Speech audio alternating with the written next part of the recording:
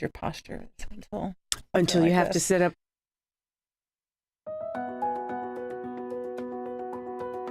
Welcome to Moonshot Radio with your host, Dr. Nivea Torres. Greetings and welcome to Moonshot Radio, where every moment is an opportunity to learn. I'm your host, Nivea Torres, Executive Director of the Kindergarten Readiness Collaborative, also known as KRC. Our vision is that all children in Indian River County will be ready for kindergarten. We proudly partner with the Moonshot Moment, who is transforming the next generation in Indian River County by having 90% of all students reading on grade level by the third grade. With me today here in the studio is Patty Fuchs, Children's Librarian at the Indian River County Library System. Patty, thank you for joining me. Thank you for having me. Patty, share a little bit about your role as Children's Librarian in the library here in Indian River County. Well, I've been here for take that back. Last month was 22 years.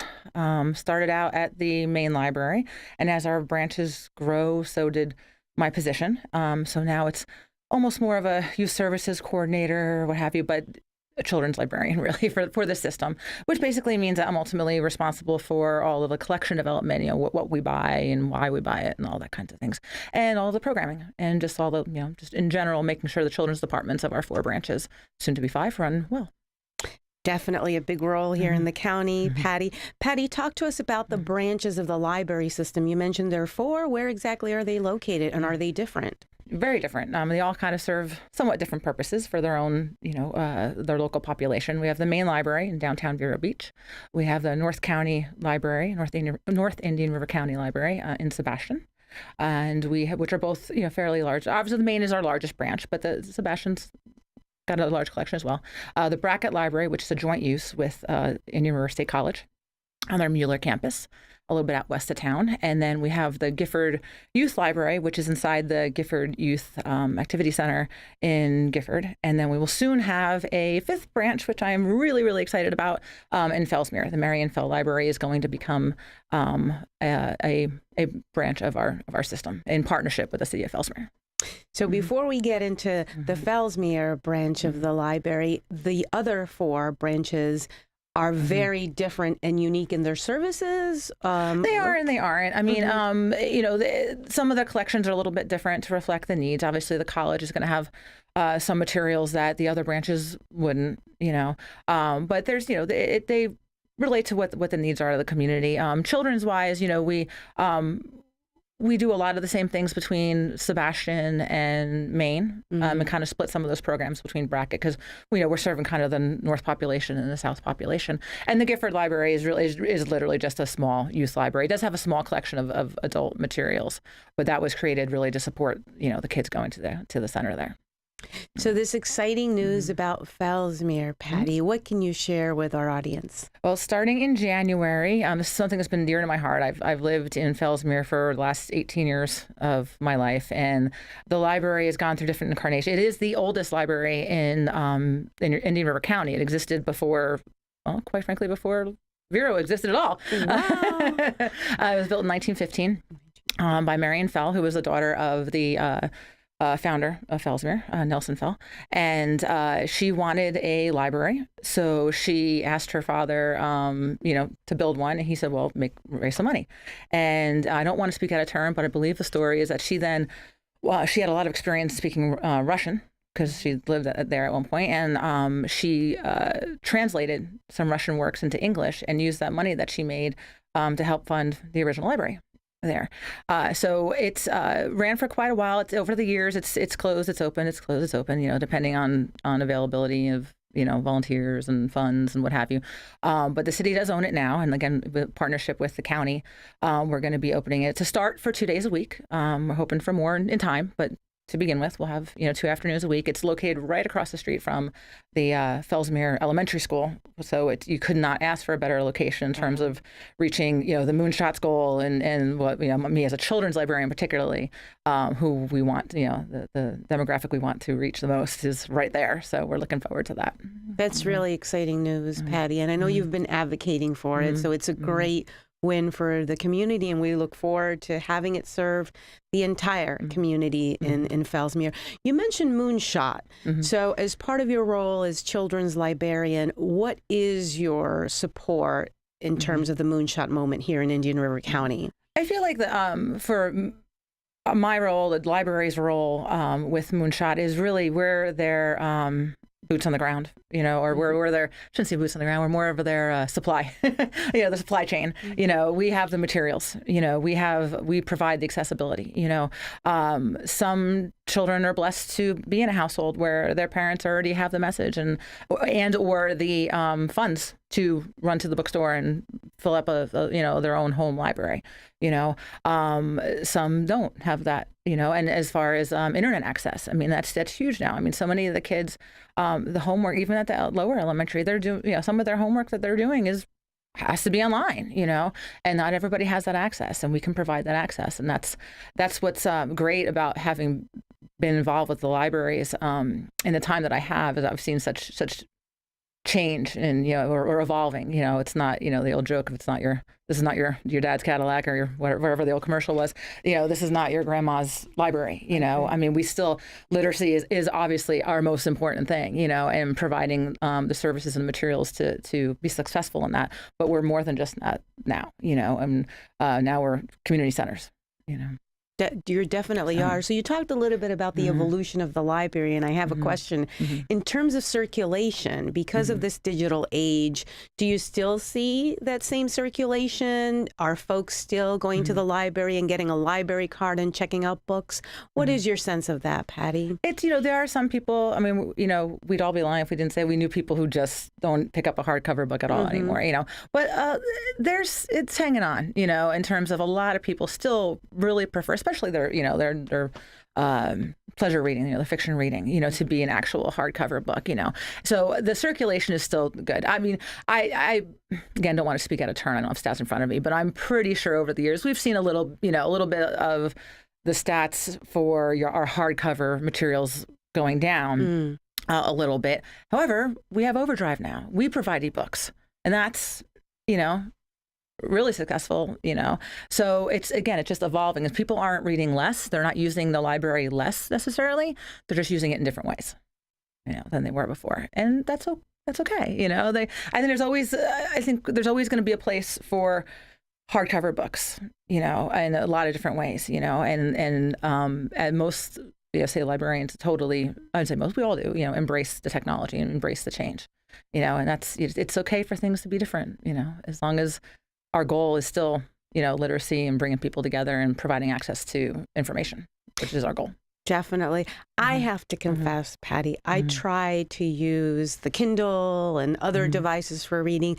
I keep going back to the hard books, and I have a basket next to my bed, and I'm reading 3 books now at the same time. But I just like the sense of grabbing the book and the feel and just exploring the book. And I hope that we still try to instill that into the little ones, and that passion and that love for reading. And I think we are, I still see that, I know people will talk about using them for when they're traveling and things like that. But I still see the teachers that I know, and most of the parents that I know and the librarians that I know, there's the kids, I think the kids like it better. They do. They still, I don't say like it better, but there's I'm not worried for the actual hard copy book quite yet. Definitely. And so you are promoting that through a special program that the library has. Let's talk a little bit now about the children's program, Story Time. What is that all about? What is the focus of Story Time? Story Time is, I believe, the history of Story Time really was before, years ago, not everybody went to preschool. Not everybody had to go to daycare, not everybody, that kind of thing. So really your local library Story Time was a lot of your pre-kindergarten age is children's first opportunity to be around kids other than their own families, and to be in that kind of like a classroom environment, and where we actually have to sit and listen to somebody else, and and that's a lot of it is the social interaction, and kind of learning the rules of society and how we talk and how we deal with each other. But so much of it now, and as the years have passed, especially since I've been in, really making the push with Story Time, where it's not just about reading a book and just being entertaining. It's really about trying to establish those pre-literacy skills, and really helping, give them that background to make them ready for kindergarten, and for everything that's going to come after it.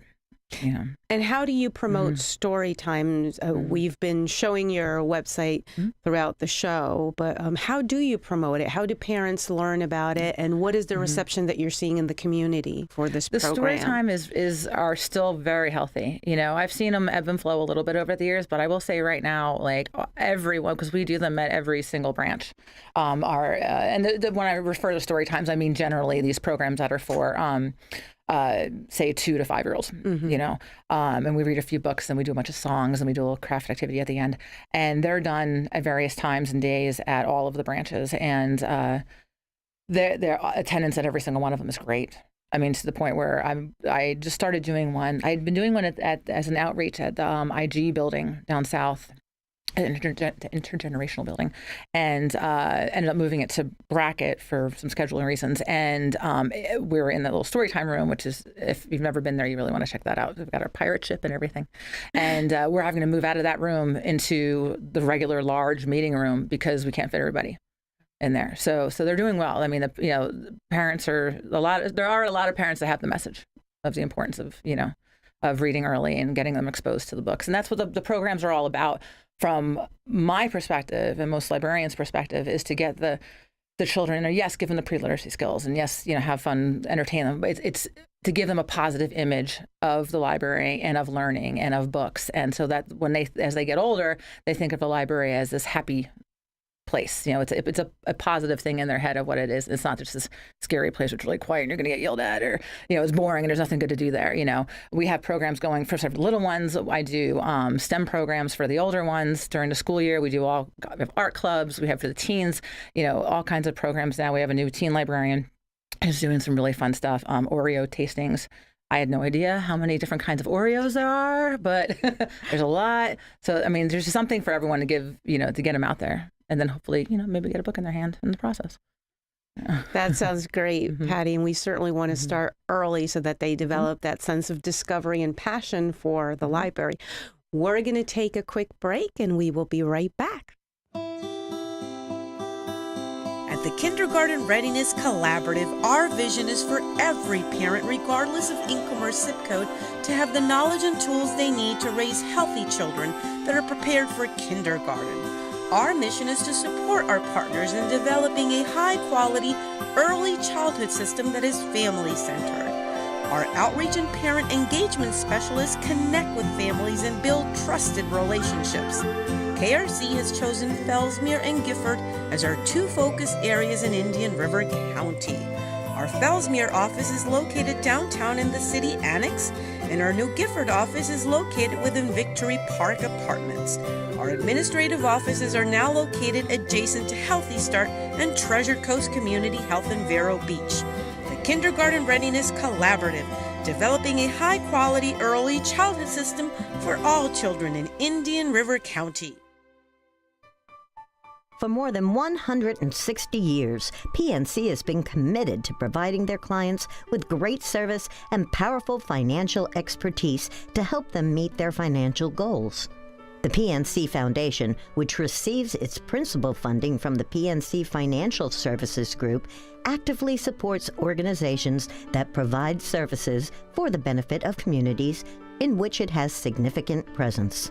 The foundation focuses its philanthropic mission on early childhood education and community and economic development, which includes arts and culture.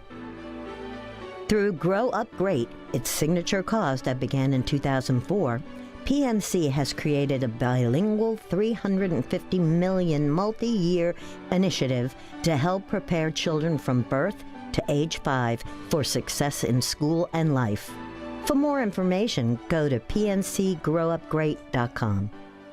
Welcome to Vero Beach Cleaning, a complete home and office cleaning service that fits your needs and attends to your specific special instructions. Call now to schedule your free in-home estimate at 772-564-7839 or contact us through verobeachcleaning.com. verobeachcleaning.com. verobeachcleaning.com. verobeachcleaning.com. Very funny, Stu. No kidding. I'm Donna Roberts-Mitchell, and Vero Beach Cleaning does my home every other week, and I love them. Vero Beach Cleaning. Martinique announces they have a mini menu with smaller portions and discounted prices. They even have lobster special creations every Wednesday. Don't forget to ask about business lunches and wedding receptions. Open at 5 p.m. Maison Martinique. Award-winning dining. Come to Havana Nights, a piano bar with spirits and a fun menu. Havana Nights is home of the all-night happy hour, Monday through Thursday. Friday, 4 to 7, BOGO. Football Sundays with free Taga bar and drink specials. Opening 4:30 daily and 1 p.m. on Sundays. It's all at the Caribbean Boutique Hotel. Member of the iTex trading community. Your iTex dollars are welcome.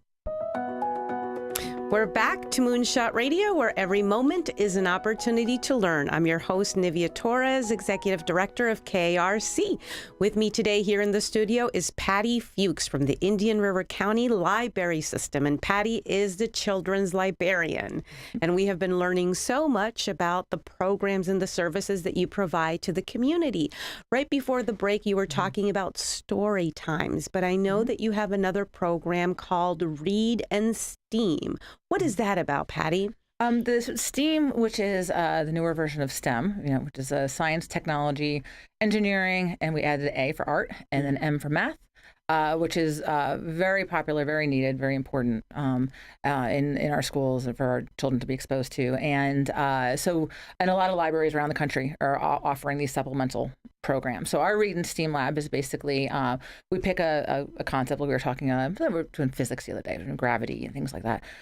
Add a little friction talk in there as well. We were doing marble drops. So we read a book a fiction book that kind of had a correlation to it. And then we took tubes like paper towel rolls, that kind of thing, taped them to the walls in ways we dropped the marble and it would, follow down the path.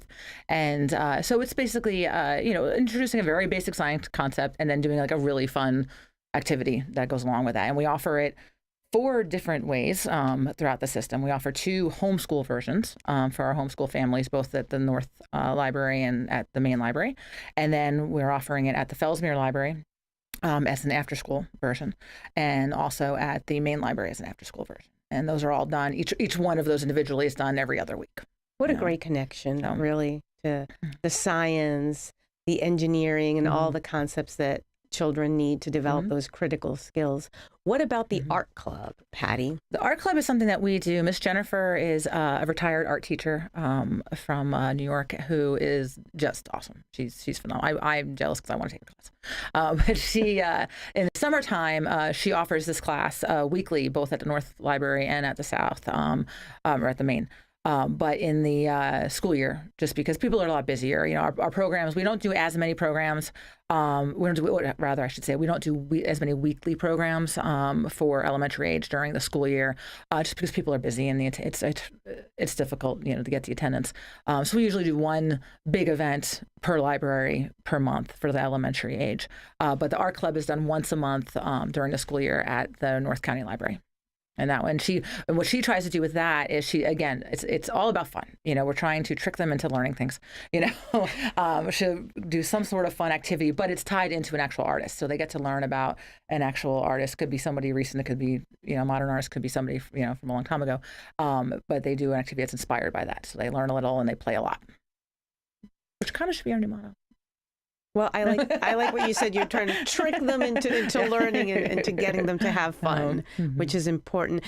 What about other outreach opportunities that you have at the children's library? So we've partnered with the recreation. I actually was doing a story time at the IG for quite a while. We're taking a break for a little while so we can find some scheduling to work out a little better for that. But we have partnered with the recreation department at IG, even post those weekly story times, to do like a Grandparents' Day program that we did.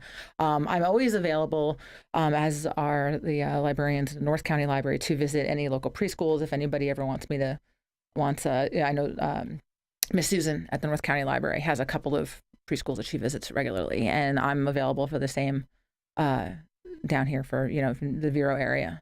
So to come in and read a book and tell them about the library, and anybody who ever wants to tour, and that goes from our preschool groups to school groups to homeschool groups or anyone, they can always give a call or email, and we're welcome to do that for them.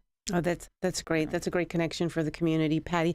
Patty, did you bring any children's book recommendations or any suggestions that you want to share with our I brought audience? some really just silly fun stuff. Oh, excellent. You mentioned maybe bring something, and I just had a cart of new books come by because we are blessed with a nice budget. And we do get some. We do have a really great collection. Our system really truly does. So this is just a few silly fiction things.